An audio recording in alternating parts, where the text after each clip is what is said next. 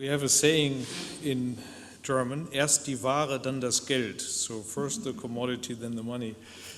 But as we know from behavioral economics, you can destroy the intrinsic motivation. So these simple economic considerations are not appropriate. Therefore, I will award the prize right now. And the prize for giving the lecture on socially desirable limits on choice, but of course on behalf of all the things you have done in your life. Richard Musgrave developed this theme of the merit goods, and that was much disputed at his time. Everything was accepted, but not his view of the merit goods. There was strong opposition by Samuelson and the other neoclassical economists, and he may have been right after all. That we, I hope, will be learning today, and this is one of the reasons why you get this prize. Eytan, come please to me. I read this. Richard Musgrave Visiting Professorship 2012 is awarded jointly by the CESifo Group and the International Institute of Public Finance to Eytan Sheshinski, who will deliver the Richard Musgrave Lecture on Socially Desirable Limits on Choice. Congratulations. Thank you so much, Antonio.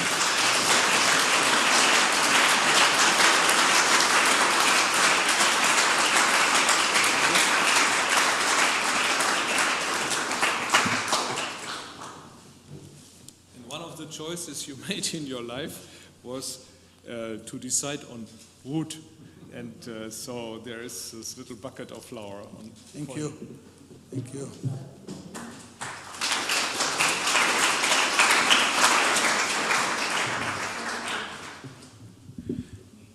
Thank you, Hans Werner, and thank you for all these wonderful things that you said about me. I'm very happy that you gave flowers to my wife because I think otherwise she had some, the last comment he made about me being charming and good-natured, I think I saw on the face of my wife that she has some comments on that.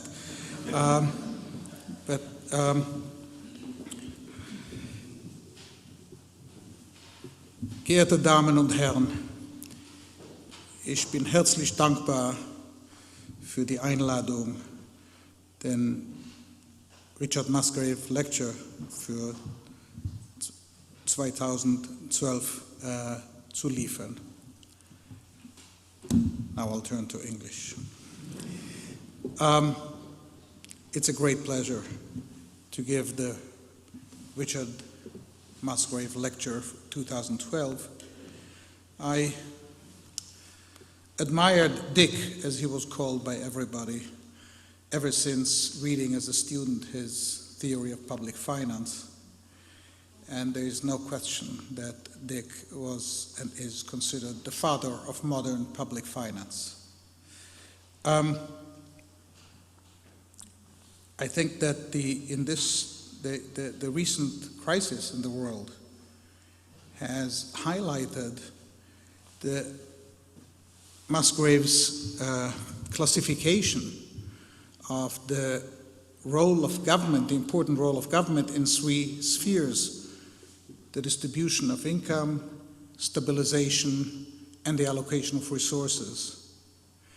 And since Hans Werner mentioned the debate between Musgrave and Buchanan here in 1999, which appeared, by the way, as a book, which I recommend to all of you to read, I think times now seem to lean towards Musgrave's more activist ideas about the role of government. I think increasingly economists will they may disagree about the specific menu of what can be done, but I think the kind of approach by Musgrave that governments are needed to do certain things, they not always do it, I think has been validated and is still there today. As I said, it's a great pleasure and to deliver this lecture. I would like to thank the IIPF and CESifo for this opportunity to deliver the Musgrave lecture, and I'm greatly honored to do it today. Now, I chose the topic socially desirable limits on choice. As I was mentioned here today, and I told it to Rick van Plog in the morning, I was debating for a while whether to talk about taxation of natural resources, which I worked on for the last year and a half in a policy, and I hope I'll find an opportunity to do it. But I thought that this audience would prefer perhaps to hear something which I've been working on for some years on the issues of bounded rationality.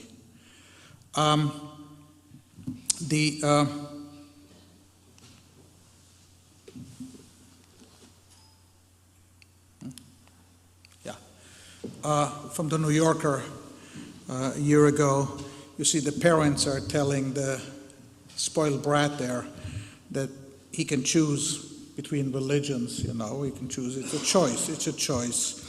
And so choice actually is a tenet of Western society. The more freedom of choice is one of the tenets of Western society. But the assumption has been all along that people choose the best for their own interests. And today I would like to raise the possibility that maximum choice is not necessarily the optimal choice. Let me start with some of you may have seen, there was a wonderful book that appeared about 5 years ago by Barry Schwartz, a psychologist in the US, in a college in the US, called The Paradox of Choice. He tells hilarious stories about him coming into a store with, say, a CVS, a drugstore, where he had to choose between 180, I think, type of shampoos and other kind of thing. And they said how difficult this was, and he just left the store. He couldn't do it. Then he tells about going into buying jeans. And he told the seller he wants a pair of jeans. And the seller asked him, do you want jeans that are straight or bell-shaped or with a zipper or with buttons and pre-washed by stone or pre-washed by soap? And he said, so it went on. And he said, I just want jeans the old jeans, but the seller didn't understand anymore. And he said he just had to choose, and then he was somewhat regretful. He said, having known now that there's such a wide variety of options there, he's not sure he chose the best. So he came out, although he made a choice and he had a lot of choice, he came out with a bad feeling. He said, sometimes because you see all the missed opportunities, maybe I didn't make the right choice. And anyway, the book is full with these stories. I really recommend Paradox of Choice, how people actually regret and feel worse when they have more choice. And maybe he carried it a little too far, but there is an essential, I want to go into a slightly intricate, different direction, but with the same message. Namely, I want to present today a modeling, as we economists do, where there is a trade-off between making choices and diversity of tastes. The model I think the model has a feature which is quite realistic, namely choice is probabilistic, and the probabilities of choice depend on the domain, or to put it simply, on the number of alternatives. The more alternatives there are, the more mistakes people can make. And that's, I think, intuitively, every one of us feels that way. On the other hand, people have diverse tastes. So this creates a tension between offering a lot of alternatives and therefore exacerbating mistakes that people will make. On the other hand, supplying people with diverse tastes. Some may like alternatives which, if we eliminate them, will be, for them, will be a real loss. So this creates a tension between the number of alternatives or the domain, how large should be the domain of choice, and the diversity of tastes. And what I would like to do is today suggest a certain modeling of that kind of probabilistic choice where we can find out and try to explore the optimum, socially optimum domain for alternatives. We know the stories now in the profession on choices that people make, on the framing issue, Kahneman and Tversky, where even the type of alternative depends on the questions, opting out and opting in and so forth. A little bit, I'll mention it as we go. But I would like to suggest a particular model which is particularly appealing. I found appealing because it is able to quantify the degree of what I call the degree of rationality. And I think, and you'll see what I mean.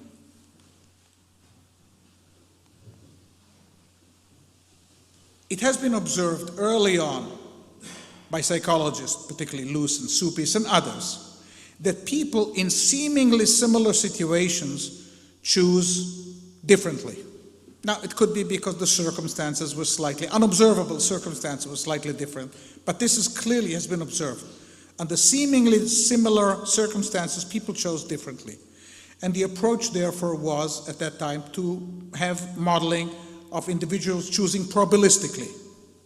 The question is how to formulate the modeling.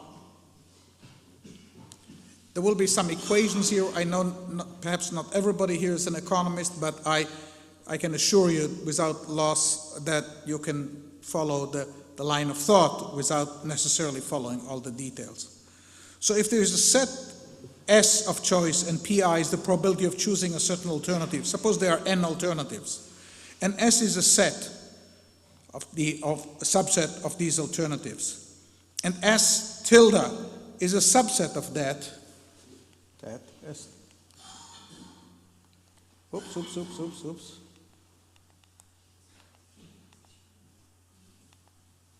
And S tilde is a subset of this of S.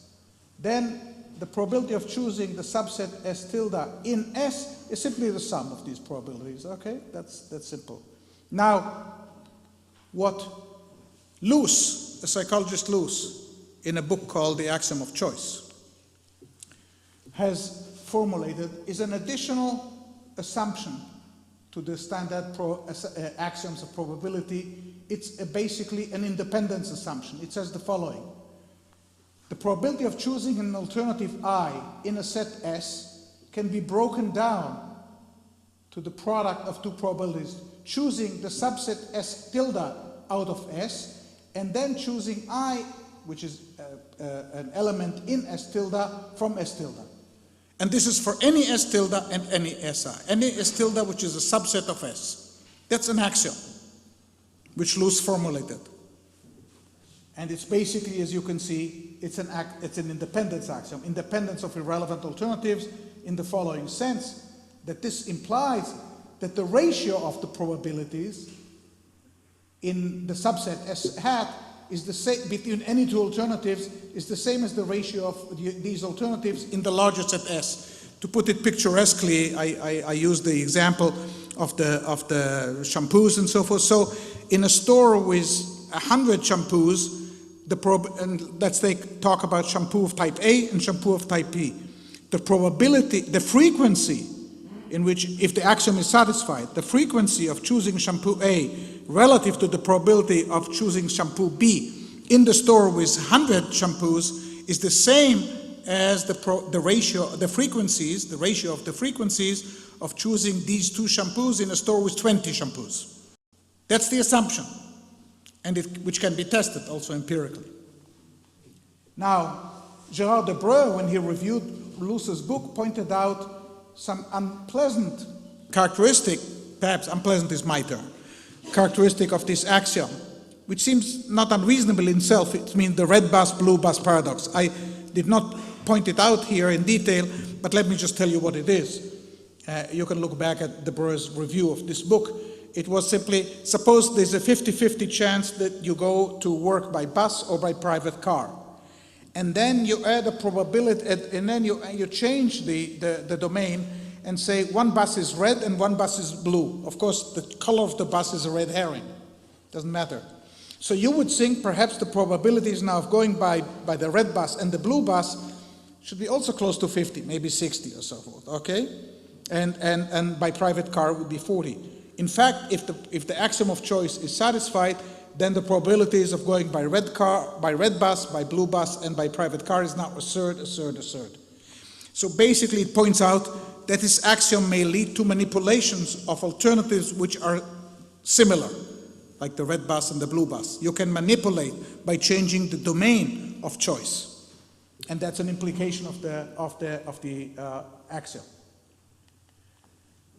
Now, the theorem proved by Luce in his 1959 book gave the structure of these probabilities. So the probability of choosing alternative I in the set S, there are always, it's like the Breuer's proof about the existence of utility. So there are numbers, UI, such that the probability can be as was written here. You see now that the probability depends on the domain, because in the denominator the sum is over S, the number of alternatives.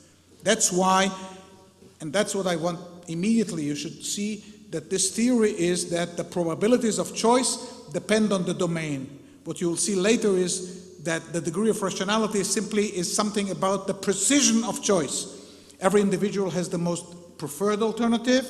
He or she may choose other alternatives, and the probabilities are given by this, and the precision is the degree of rationality, as we'll see in a minute or two. Now, of course, we can take a transformation of a UI, which is the logarithm of these UIs, and this is the multinomial logic. Every one of you knows that. This is the standard model for choosing discrete alternatives. McFadden, others on transportation. The logit model has been a standard tool for choosing between the alternatives, okay? So again, this is in existence, so there are these U's, and therefore that's the multinomial logit model.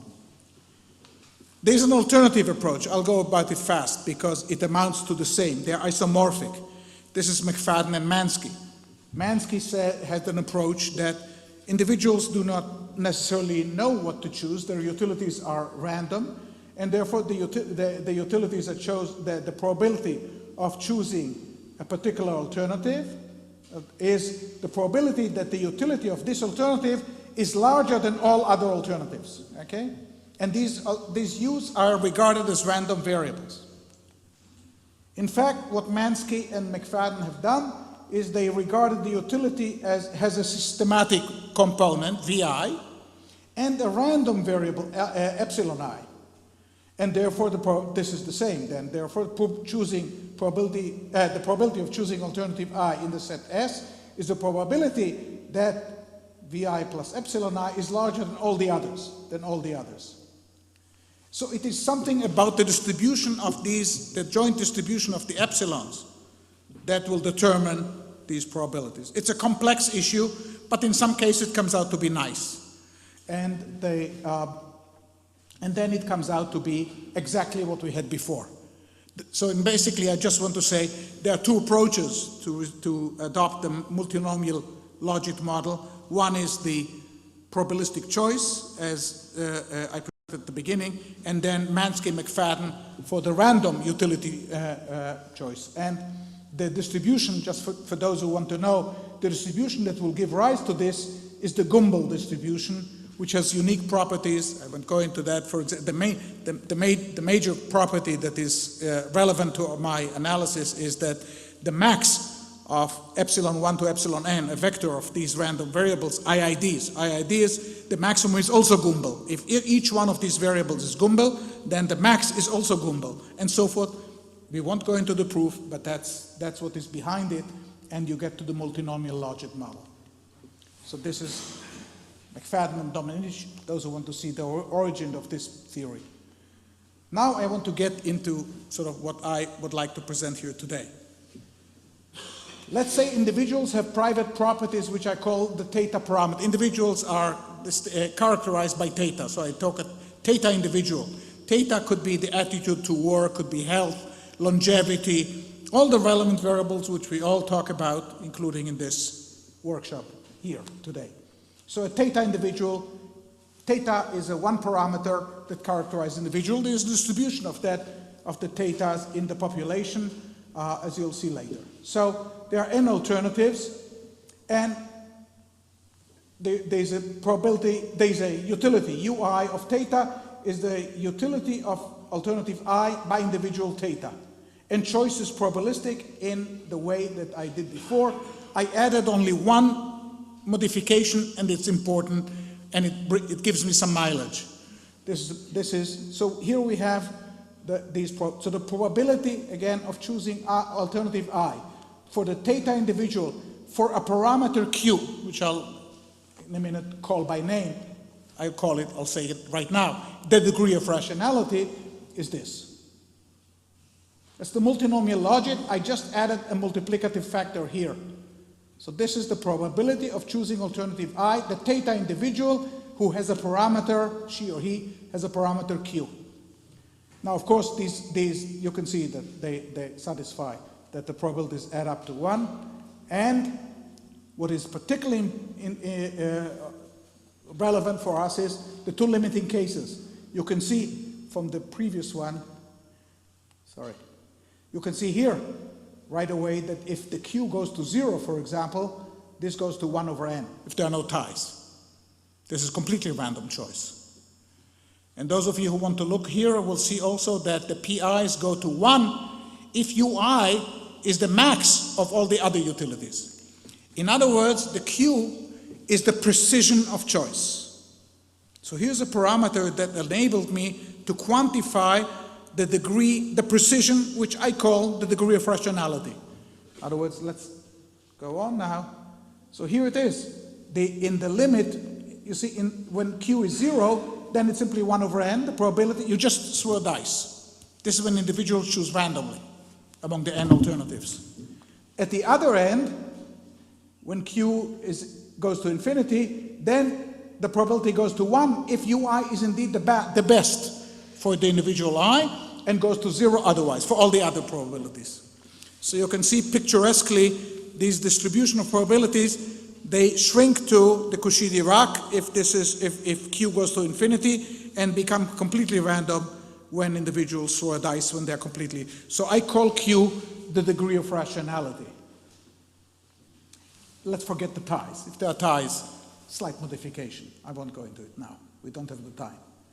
So just to get again an idea here, I don't want to go, we don't have the time. By a binary example, let's take two alternatives, 1 and 2, and let's take delta is the difference between the utilities of the theta individual, and let's say the following, that the difference, all the individuals with theta below a theta tilde prefer U1 to U2, U1 minus U2, delta is positive, and all those have a less, just as an example, okay? Now, of course, if there's full rationality, everybody with a theta below theta tilde will choose 1, and then the rest 0. When Q is 0, a half. Individuals throw a coin, okay? And if for any Q, intermediate Q, when Q1 is larger than Q2, you see it starts to approach the rationality. Now you understand, that's the precision of choice. So you have here a model where there's a parameter which is very useful, and I'm going to use it later for social policy, of how rational people are, how precise are people in knowing what they want, okay? I take individual welfare to be the standard expected utility. We have defined the probabilities. And of course, a higher Q increases the probability if this of alternative I, if the utility of this alternative is larger than the expected utility. So if it raises the mean, the weighted mean, naturally.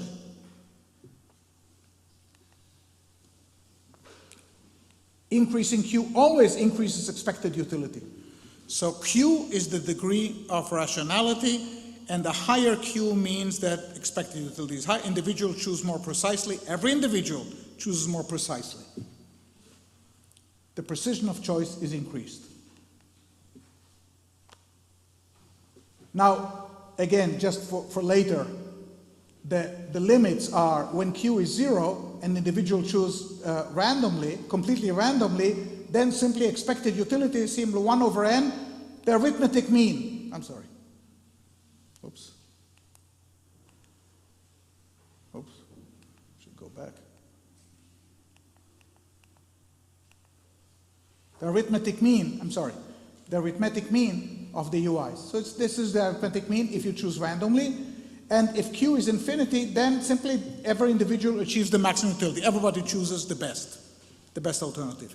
So you have a quantification of the precision of choice. Okay? Finally, here I'm getting to social welfare. Let's take social welfare to be utilitarian the way we do. This is the integral. This is the sum of utilities over the domain f of theta is the distribution function of theta, the individuals in the population. Okay? So WQ is simply a utilitarian welfare function. Okay? Now, and needless to say, you can see right away that social welfare increases with the degree of rationality. Since every individual's expected utility increases with Q, so does social welfare. It's straightforward. Now, the optimum social choice sets, and that's what I'm aiming at. What is the optimal social choice set for individual that you confront individual with to attain maximum social welfare? This is the question I want to address now. And in the two extreme cases that we already had before, it is straightforward. First of all, the notation is if S is some subset of the n alternatives, then I denote with superscript PIS is the probabilities in the subset S. And this is all clear. And VS is the expected utility when the set of alternatives that the individual confronts is some subset S. Okay, and social welfare with S is this. This is social welfare. So every now I just added the superscript S for any subset S, and I'm looking for the best subset S. That's what I'm looking for. Now, it's already clear, I think, that the optimum policy, the optimum policy is the choice set S star, which gives the highest welfare, the highest social welfare, compared to any other set. That's what I'm looking for. I have to make an assumption that no alternative is completely dominated by all others. Some individuals prefer some alternatives compared to all the others. If some alternative is dominated for all individuals, just drop it. It can never be a candidate to be in the socially optimal set. So a straightforward assumption. And let me just go here a little faster and say the following. Here is the social welfare in the extreme case when individuals choose completely randomly. It is 1 over n of WI. WI is simply social welfare when all individuals choose alternative I. That's WI. I denote this with WI. In other words, when individuals have no choice but alternative I, then social welfare is WI. That's when everybody chooses I, alternative I. So social welfare at 0 is simply 1 over n of all these WIs. On the other hand, and here's an obvious proposition then, right away, that when Q is very large, the choice set should include all alternatives. Every individual chooses anyway the best alternative, so this is clearly the best set. Let them have all alternatives. On the other hand, when Q is very small, all by continuity, we know at 0 we know, then we choose a singleton. Then you don't let them choose anything but give them one alternative. You remember that Ford said they can choose any color they want for the car so long as it's black. So you give them no choice. Okay, when Q is 0, no choice, you provide one alternative, which depends, of course, on the individual taste and on the distribution of individuals in the society. Okay, but one alternative. So this is Wm, which is larger than all the Wj's. So by continuity, and here will be all the action from now on, I have a problem here with time, but let me go on. By continuity, since I know now what is the socially optimal set of choice in two extreme cases. One is when individuals choose completely randomly, then just don't give them any choice. Give them one. When they choose fully rationally, when they have perfect rationality, then give them all the alternatives. What is in between? That's the question. What is in between? By continuity, there must be some Q0 such that for all the Qs below Q0, you give them only one alternative. And above that, you start adding alternatives. I know when Q is very large, all alternatives come in. The question is, what is the play just above Q0? The point of Q, the degree of rationality, where you add alternatives to the one for individuals when they really choose only randomly. Okay? This is and that's complicated. Okay? So, let me give you an example, which some of you will recognize as it's borrowed from Hotelling, 1929. Suppose there are three alternatives, xi, 1, 2, 3, and three individuals, 1, 2, 3. So theta, j, individuals, and xi, these are stores. These are like stores located at xi, and individuals, theta, j, who are located on a line. There's a line, you remember the Hotelling model. Individuals and stores are located on a line. The store location is xi, and the individual location is theta. So that's the utility of for store I for individual theta j. I take it minus a square. Okay, just as an example. So here are these examples. This is an example. Obviously, in this example, all the preferences are single peaked. I have to confess, I said for about half a year maybe, I thought that as Q increases, the sets will be nested. In other words, you have only a singleton when Q is very low, and then you start adding on, and all the sets will be nested. Not so. Here is an example. Here's the example. Let me go on here. These are the preferences. Okay, very straight, single peaked, no problem. The most natural assumption about single peak preferences. And let me jump here to, and there are various possibilities for the social set. You can take one alternative, 2, 3, or give pairs, or give all three. What is the best? This is all possible in those three. In this example of 3 stores, 3 individuals, these are all the possibilities. Either you give them 1, 2, or 3, each one separately, or 1 and 2, the pairs, 2 and 3, and 1 and 3, or all 3 together. Okay? And I denote these by W1 and so forth, and all these. This is natural. Let me go directly to a picture. This is these are the numbers that come out. And you see it's complicated. Unfortunately, that's what I can tell you. It's complicated. I don't have the theorem that I thought it is nested. What do we see here? We see here, for example, according to this example, that W1 is the best for low Qs. See, one alternative is the best. Then W12 becomes the best. You talk about the outer envelope. The socially optimal set is always the outer envelope of these Ws, right? And you can see that there is no nesting here. W12 is coming in at some point as the best after W1, W12, then W23 becomes the best, and then, indeed, with high Qs, everything. So it confirms what we said before. At very high Qs, offer everything, all alternatives. But there is no nesting.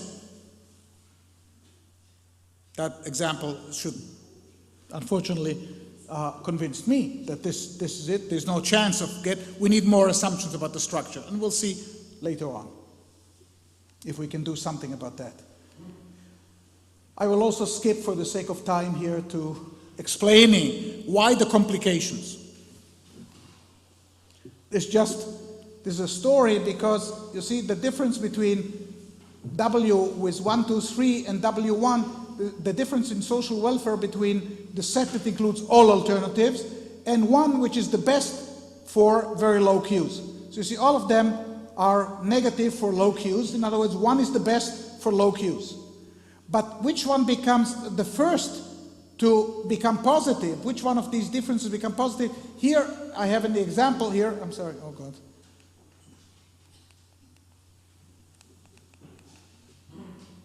No, I have to go the other way.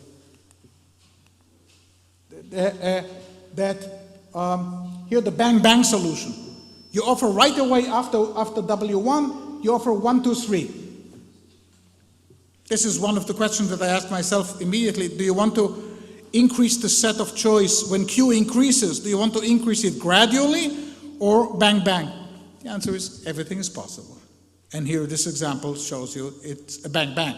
In other words, first alternative 1 alone, and then 1, 2, 3 is the best. It could be, I could play with the numbers, and it would be the other way around. So there's nothing intrinsically that we can say about that at this point. So nesting is not inevitable. I decided already not to dwell on why and so forth. Now I want just to say another modification of the model, which is interesting and which is the following. I took as the choice the government, the benevolent government, and you may ask rightly, who is the one who chooses this set?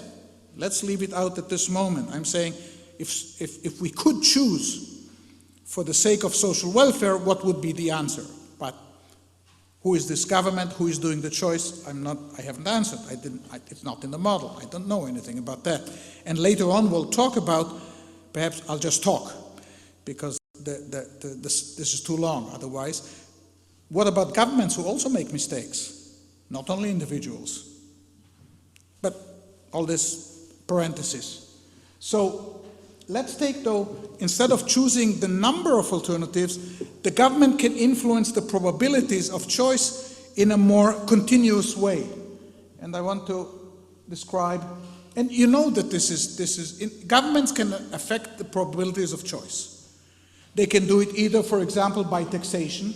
For example, suppose the government imposes a tax, TI on alternative I. Then these will be the probabilities then. So GIs are simply these weights, depending on the taxes. And you can ask the question then, what are the optimal weights? By the way, all these G's, this is of course homogeneous of degree 0 in the G's, so you can normalize the sum to be equal to 1 or any normalization, and you can optimize on the G's. This is a little more continuous kind of question than I asked before. Before I asked, what's the number of alternatives? Now you can have all alternatives, but give them weights. And we know in all this literature, behavioral literature, about default choices. We had so much of that, right? Default choices, opting out and opting in, and the examples that we had about drivers who choose insurance and medical insurance and driver's insurance. The examples on the two states, New Jersey and Pennsylvania, where you could opt out, you could choose an expensive one and write down others. Well, I won't go into all these examples, but governments can affect probabilities of choice in a more continuous way than I presented before, and this can be accommodated in this model. Let me go on. The optimal G's, here is also an example of a binary choice. And Chair, how much time do I have still? If any? -2? I'll do fast. This is an example of a binary example, 2 alternatives, and therefore you choose weight G and 1 minus G for the 2 alternatives. I will give you just a picture, and you'll see what it means, what is going on. This is the picture for the weights. So in other words, here is G is the weight for alternative 1. So the way I chose it, when the Q is 0, in other words, when individuals choose randomly, then W1 is better than W2. I just chose it for this example. As Q increases from 0 to, say, Q0 is the one where this slope here is 0, And then from then on, the slope, and that's what I prove in all these pages that they jump, the slides that they jump, becomes, then the solution will be interior. So again, just the proof that at some point when Q increases, when the degree of rationality increases, you allow for choice. When Q is below Q0, no choice. It's always only one. One is the better one. Give full weight to alternative 1, nothing to 2. But beyond that, you give some weight also to alternative 2. It's just a binary example of this continuous choice, and we can do more. Just one more comment, which will give some insight. If I take a linear approximation around the point where Q0, expand this linearly, this is where the slope was 0, around 1, this determines the Q0. In other words, that level of rationality, where from then on, for higher Qs, you allow choice. Below that, no choice. So it depends on I'm sorry, oh God, again. Oh, should have gone back. Yeah, sorry. So you have W1 and W2 is the intensity of choice. W1 is how much individuals one prefer, how much is alternative 1 preferred of alternative 2. This is W1 minus W2. And the denominator has the variance, the spread of tastes in the population. The spread, including the covariance, the smaller covariance between the two will increase Q0. So again, the intuition is clear. If the population is more diverse in tastes, then you would like to allow the choice to come in more early with the lower Q, 0. And the more homogeneous the population is, you can allow still one alternative. Finally, I have an application. I will just tell you about it, and I will, then you'll see. This is about retirement. In retirement systems, all countries have early eligibility. For example, in the US, you cannot receive benefits from Social Security before the age of 62.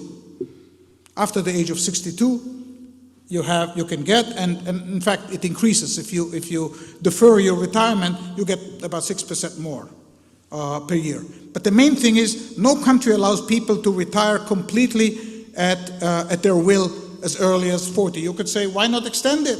Some people would like to retire at 45. In Greece, they all do. So why not allow them? And the answer must be something about bounded rationality. In other words, some people would retire too early for their own good. And therefore, the age 62 in the US, presumably, is striking some balance between those who would have retired too early for their own good and those who have good reason to retire before 62. A more complicated question, by the way, is, as longevity increases, why has 62 remained invariant, for example, after the Greenspan Commission? They changed the normal retirement age is moving up in the US from 65 to 67, 1 month a year, every year. It will be, I think, next year already 67, or in 2013 or 14, it will be 67, from 65. They have left, though, the 62 invariant. So did Sweden. I have not seen any analysis that says that as longevity increases, why is the early eligibility invariant?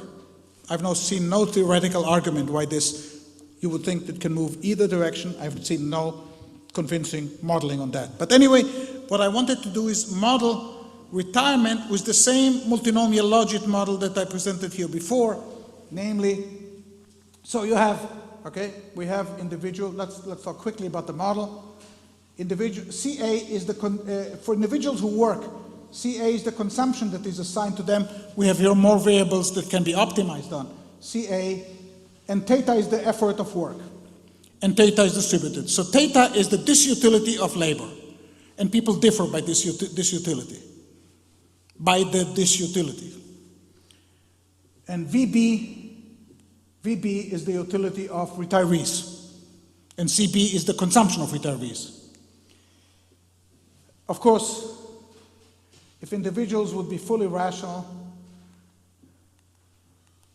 I thought I have a picture, but anyway, let me go here. If individuals would be fully rational, then, no, let me go back for a minute, just a minute to give you the definition of a theta star. Here is theta star. Fully rational individuals would choose, there would be a theta hat, such that, which is defined here. This is the one that equates the utility of workers, the marginal worker, with the utility of the retirees. Theta hat. All those with theta below theta hat, in other words, with lower effort, lower this utility for labor, would work, and all those above theta hat would retire. Okay? Now I take the probabilistic model and say this is not the case. Some people who in the first best would have retired, it's not the first best, it's self-selection, but some people who would retire with full rationality are now retiring, vice versa. So there are errors of two types, and I will jump directly to the calculation of the errors of two types. Here it is. I take two calculations. CA over CB is the inverse of the replacement ratio. CA is the consumption of workers, and CB is the consumption of retirees. You know, the inverse is called the replacement rate. What is the consumption in retirement, or the benefits of retirement relative to the consumption during work? So this and I chose some values like that. 1.2, which means workers have 120% more than retirees, or 125, or 1.3, or 30% more. These are reasonable numbers that you see in Social Security systems. The percent, and I calculated for the Q0, the theta hat, the Q0. What should interest you in particular is the percent of people who work. You see, of course, as the ratio CA over CB increases, the percent of those who work increases dramatically. Dramatically. It is a very strong effect. What are the E1 and the E2? There's the errors of type 1 and type 2. That's exactly what this model suggests. What is E1? It's those who on their first best would have worked and now decide to retire. And E2 is those who should have retired and actually by mistake continue to work. And I want to know, at what stage do you start offering the retirement option? I'm trying to get at the early eligibility. Why do we have these early, and the numbers, what is a sensible early eligibility? And you can see here, it's quite surprising actually that with 1.2, for example, E1, the error of type 1 is 24%, error of type 2, 21%. Of course, these errors have become now very small when you increase. It's very sensitive to the CA over CB. I think on this, more work should be done on the sensitivity of the model to the ratio of consumption of retirees to workers, okay? And let me then conclude. I don't think I would like to. I'll just say some words. I have, you see, varying degrees of rationality. Let me just say, continue here. I want to stop. I'll just say, you see, one assumption which I didn't emphasize was I took all individuals to have the same Q. A natural question, I'm sure somebody would have raised the question, why don't you take individuals with different degrees of rationality? Some know better how to make calculations, some less. Of course, knowing what your type is already a degree of rationality. Do I know how good I am in making calculations? But let's say, so I have here some sections with different K groups of K Qs. And what of the theorems, how do the theorems go through when you have different degrees of rationality in the population? And finally, I'll just say again what I already hinted upon. All this is a benevolent, what is the socially optimal set? I never got into the question is how actually, what is a mechanism to do it? Because we know governments also make mistakes. And maybe we could have a model of a similar type, a multinomial logic for the government. And let me just say what I think what the direction can be. After all, we know that governments make mistakes. We have a feeling that government make mistakes. That's why we have constitutions. That's why we don't allow government to do anything they want. There are constraints on government choice. They can't do anything that they want. And that's why we have constitutions.